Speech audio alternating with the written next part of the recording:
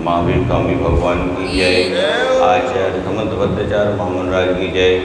वाणी माता की जय।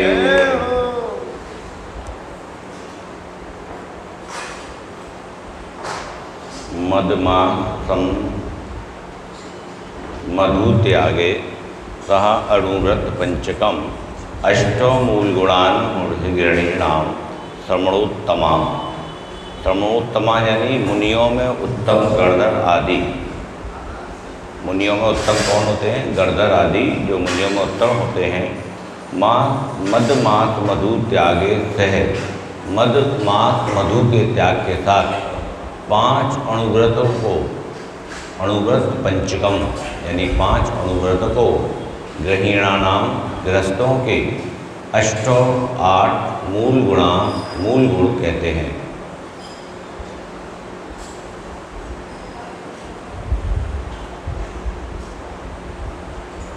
मदमास मधु मकारते का प्रथम पूर्ण वारण करना, अहिंसादि अणुव्रत 5 का सादर पर पालन करना।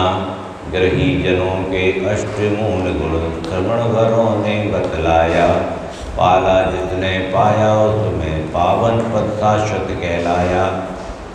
जो गणधर देव ने, मुनियों में श्रेष्ठ गणधर देव है, उन्होंने गृहस्थ के 8 मूल गुण बताए। पहला 3 मकारों का त्याग यानी मद मास मधु का त्याग और 5 अणुव्रतों का पालन करना। 5 अणुव्रत हिंसा, झूठ, कूट, कशी, परिग्रह आदि, ऐसे 8 अणुव्रतों, 8 मूल गुणों को धारण करना।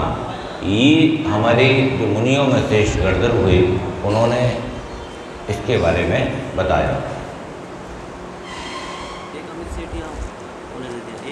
एक रख दो, बॉबी ले आए। श्रवण, श्रवण और समंत ये तो मुनियों के नाम हैं, मुनियों के पर्यायवाची हैं। इसमें जो उत्तम गणधर आदि देव हैं वो श्रवणोत्तम कहलाते हैं। गणधर जो होते हैं, जो तीर्थंकर की वाणी को धारण करते हैं, उनको सुन पाते हैं, उनको गणधर देव होते हैं, तो उनको कहते हैं श्रवणोत्तम। उन्होंने गृहस्थों के 8 मूल गुण इस प्रकार बताए। मद का त्याग, जो भी जीव, जो भी व्यक्ति यदि किसी भी प्रकार का मद का पान करता है, मद का सेवन करता है, तो वो गृहस्थ के योग्य नहीं, वो श्रावक बनने के योग्य ही नहीं है, वो भगवान का अभिषेक करने के योग्य नहीं है, मुनि महाराजों को आहार कराने के योग्य नहीं है, उसको कोई भी योग्यता पात्र ही नहीं है वो ये करने का। यहाँ पर रत्नकर्ण श्रावकाचार्य के द्वारा बताया गया है। क्या बताया गया है? यानी 8 मूल गुणों में सबसे पहला जो गुण बताया गया है श्रावक के अंदर, वो है मद का त्याग। किसी भी मद से मतलब होता है कि उसके बिना आप रह ही नहीं सकते। मद मोहन कहते ना, बिल्कुल मदमस्त हो जाता है उसमें, मतलब उसके बिना ना उसका कोई कार्य हो रहा है, ना वो कोई कार्य पड़ रहा है। बार बार उस चीज़ को, ज़रूरी नहीं है कि तम्बाकू हो, शराब हो या कोई ऐसी चीज़ हो जो नशे की उसमें आती है, कोई भी ऐसी वस्तु जिसके बिना वो रह ही नहीं पाए, वो भी सब मद में आता है। जैसे कोई व्यक्ति चाय के बिना नहीं रह पाता, कॉफ़ी के बिना नहीं रह पाता, तो जिसके प्रति आसक्ति हो जाए, आसक्त हो जाए, वो सब मद में आ जाता है। उसके बिना उसके हाथ पैर ढीले हो गए, काम ही नहीं कर रहा, शरीर पे कंट्रोल ख़त्म हो गया। जब वो चीज़ मिले तो मद हो गया उसमें वो। अच्छा, उससे जो प्रेम रहा है वो रखना, वो मद है। उससे मोह रखना, उस चीज़ से मोह नहीं रखना, शरीर की क्रियाएँ उसके बिना सेटल हो जाएं। कोई भी शरीर के तहत, जैसे तम्बाकू खाने वाला है, जब तक तम्बाकू नहीं मिलेगी उससे काम ही नहीं होगा। सिगरेट पीने वाला है, सिगरेट नहीं पी लेगा तो कोई कार्य नहीं होगा। और जैसे तम्बाकू इच्छा अनुसार कभी कभार खाता है? नहीं, कभी नहीं। कभी कभार क्या होता है? नशा करने वाला कभी कभार खाएगा ही नहीं। नशा करने वाला तो हमेशा नशा करेगा।